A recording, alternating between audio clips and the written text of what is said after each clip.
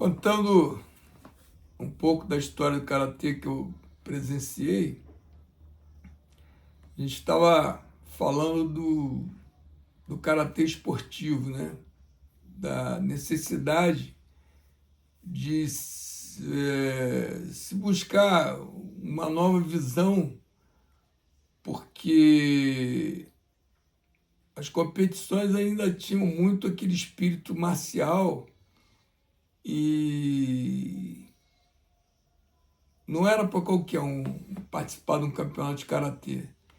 E tinham restrições, como eu disse, para poder lutar num campeonato. Eu tive que completar 18 anos, porque não era permitido para menor de idade, não tinha karatê feminino, e as categorias eram sempre absolutas, não tinha peso, não tinha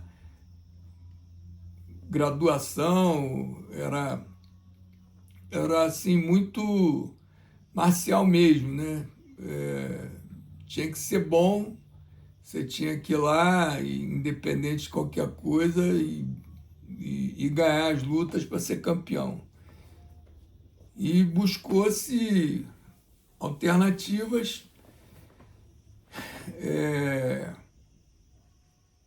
A gente tinha uma orientação forte da Japan Karate Association e seguia aquela orientação, né?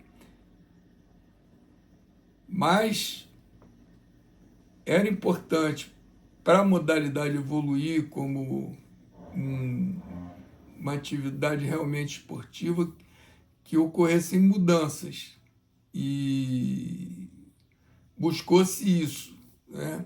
Eu fui aluno do professor Lirto Monassa, que foi um dos responsáveis pela introdução do karatê no Brasil. Ele contava que foi um dos primeiros, ou o primeiro aluno do Tanaka, Sensei Tanaka, e que na academia o Tanaka aceitava desafios e mostrava a superioridade do karatê como luta marcial, e tinha que provar isso. Ele mesmo aceitou vários desafios, porque era assim na época, né? Tinha que mostrar serviço na pancadaria, na força. E o Lirto, ele tinha essa visão esportiva. Apesar de ser um lutador de karatê na essência, era um professor de educação física, dava aula na Universidade Federal, a UFRJ, na modalidade karatê. Ele passava isso, a necessidade de ter um karatê esportivo forte. E foi através da VUCO, né? World Union Karate Do Organization, que veio um pacote de mudanças em categoria de peso. E aí começou a ter as competições para criança, para ambos os sexos, para assim uma democratização do karatê esportivo, e foi muito legal. Foi muito interessante, porque eu participei como atleta de competição com orientação da VUCO, e fui árbitro até em nível nacional, aspirante até a internacional, e eu tive assim um profundo conhecimento das regras e atuei, fiz assim durante algum tempo uma carreira na arbitragem, vamos dizer assim. Então, eu vi a evolução das regras e tinha critérios, né? A pontuação, você chute Jodan, era Ippon. E aí não era mais Ippon, uma luta não terminava com um Ippon. Era um Sambon, né? 3 pontos. E tinha mais chance para o lutador, porque anteriormente, se você tomasse o Ippon, acabava a luta. Já com a orientação da UCO, né? Da VUCO, que é com W, né? VUCO. Com a orientação da VUCO, o sujeito podia tomar dois Ippons e meio e correr atrás e virar o jogo, enfim. Eu vi isso como um momento muito bom do Karatê. Lembro, assim, as competições eram ainda com um Karatê forte e com critérios bem definidos de pontuação. E era Karatê. Realmente, a gente via luta de uma arte marcial com cunho esportivo. Com o tempo, começou a ficar feio, porque qualquer contato, muita gente valorizava o contato para punir o adversário, então era um cai-cai danado, não podia tocar, já não eram lutadores, eram, assim, esportistas querendo tirar vantagem de uma regra que coibiu o contato excessivo. Contato excessivo, mas as pessoas tornavam um contato leve como excessivo. O lutador, ele não, na essência, ele faz tudo para não demonstrar que sentiu um golpe. Mas com essa nova mentalidade, ficou difícil lutar karatê, porque o contato era muito valorizado e as pessoas buscavam obter pontos usando de artifícios, de simulação, enfim. Foi muito ruim. E começou a exigir uma série de outras transformações,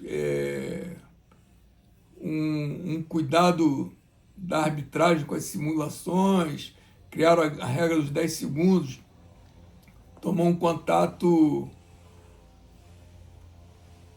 ficou mais de 10 segundos, perde a luta, e se ganhar uma luta com contato, por ter ficado mais de 10 segundos, estava excluído da competição, não podia mais lutar no evento. Aí criaram mecanismos para tentar coibir isso. E foi tendo... Aí o desdobramento foi o uso de proteção. Hoje as competições acontecem com protetor de boca, né, dentário, né, protetor de dente obrigatório, proteção para testículos, luvas, protetor de tórax, para evitar os acidentes. E foi acontecendo uma transformação muito grande, e eu, que participei ativamente tentando transformar o karatê numa modalidade esportiva assim efetiva, não fiquei muito satisfeito com o destino, porque o resultado hoje, o lutador que chuta muito, e que é bom de queda, ele sobressai numa modalidade que o nome é karatê, mãos vazias.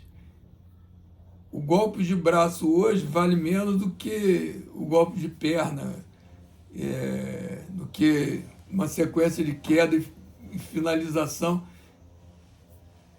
O artista marcial como eu, que foi talhado para ter um T-vazar forte, né?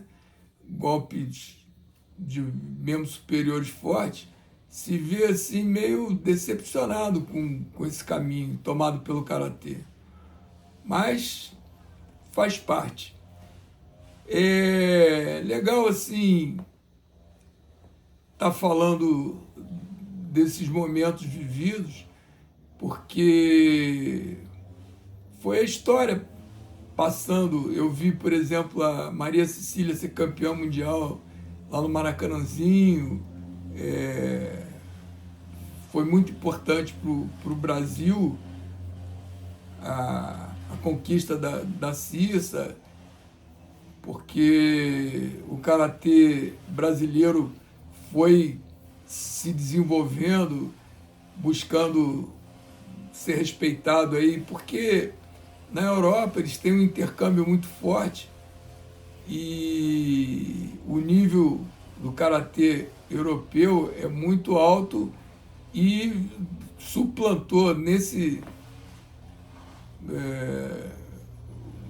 na organização VUCO. A Europa teve um predomínio até superando o Japão, a Espanha, a Inglaterra, a França. Começaram a ter resultados muito expressivos, suplantando até os japoneses, que tiveram dificuldade em se adaptar a essa nova regra. E é legal falar que a VUCO é uma organização, né? Existem várias. A do professor Nishiyama, é International Shotokan Karate Federation, né? ISKF.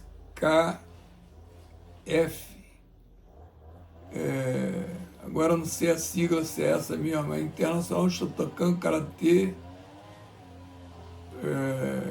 Federation, acho que é isso. É uma organização, aí tinham as organizações que buscavam aí seu lugar ao sol também, os campeões da Japan Karate Association, né? JKA, eram campeonatos que tinham regras seguindo a orientação da J, porque é diferente, né? A organização do professor Nishiyama, por exemplo, tolerava um impacto, aí tinha lá um grau de impacto tolerável, e Japan Karate Association também,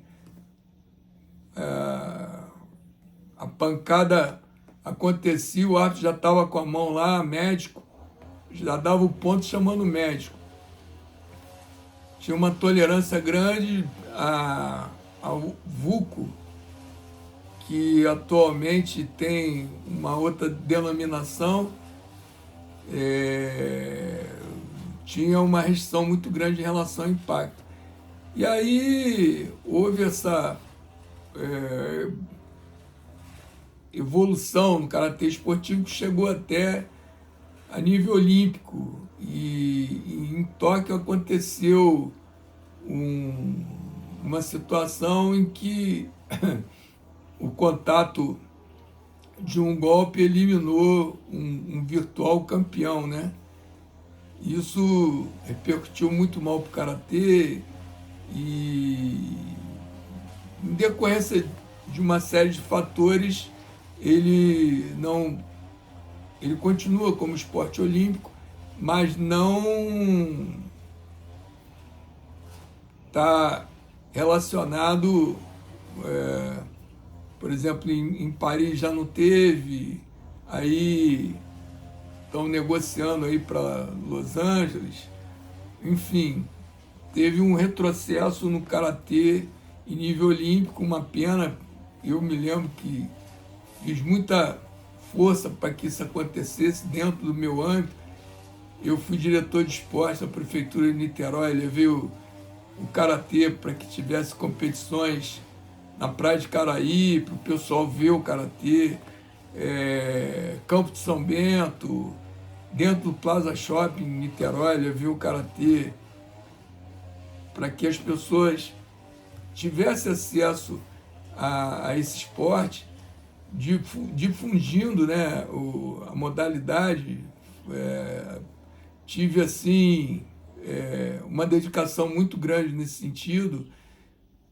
Na época, a gente viabilizou a ida do Campeonato Pan-Americano lá para Niterói, foi realizado no Caio Martins, e eu participei ativamente desse processo, desde o início, da viabilização, porque não é simples um evento desse porte. Por exemplo, coisas básicas, cadeira e mesa. Eu tive que conseguir emprestado, aí consegui num buffet e tinha horário para entregar as mesas. Olha, rapaz, muita dor de cabeça, muita pressão para que tudo desse certo, e deu tudo certo. Foi sucesso esse campeonato lá em Niterói. E como pessoa envolvida nesse processo, eu me decepciono muito nesse sentido, que o karatê perdeu a essência a partir do momento que um golpe de punho, né? E muitos golpes foram deixados para trás, não vale mais um haitô, golpes que eram pontuáveis, né? Não são mais. E muita gente treina hoje um karatê diferente, né? Tem o rabo de jacaré, o sujeito dá o Gyakuzuki esticando a perna no alto assim. Tem umas coisas, uns golpes que são pontuáveis, que realmente não tem assim nenhuma ligação com o karatê marcial. E é o esporte, a gente vai vendo aí, tem que aguardar para ver o aprimoramento dessas regras, para ver se o karatê volta a ter essência marcial de alguma maneira, e que o esporte aconteça da melhor maneira possível. Agora é bom ressaltar que o karatê marcial ele é preservado, assim, a Japan Karate Association, por exemplo, mantém um rigor, a organização do professor Nishiyama, tem a organização do professor Kanazawa também, tem assim várias organizações que mantêm as tradições do karatê marcial, né? Onde os katais são praticados voltados para a luta, não para boniteza, para aquela plasticidade, mas para funcionar como técnicas efetivas de luta, e que a potência dos golpes seja realmente efetiva e o sujeito que pratica tenha condição de se defender, né? A defesa pessoal do karatê em um nível de eficiência que preserve, né, o cidadão, a pessoa, o praticante tenha condição de defender a família, enfim, que seja uma luta que tenha uma funcionalidade, né, num caso de necessidade. Então a gente encerra esse vídeo com um balanço do karatê esportivo que saiu um pouco, né? O karatê esportivo saiu um pouco da diretriz do karatê marcial e buscou um caminho muito independente. E é difícil hoje a organização, porque tem lá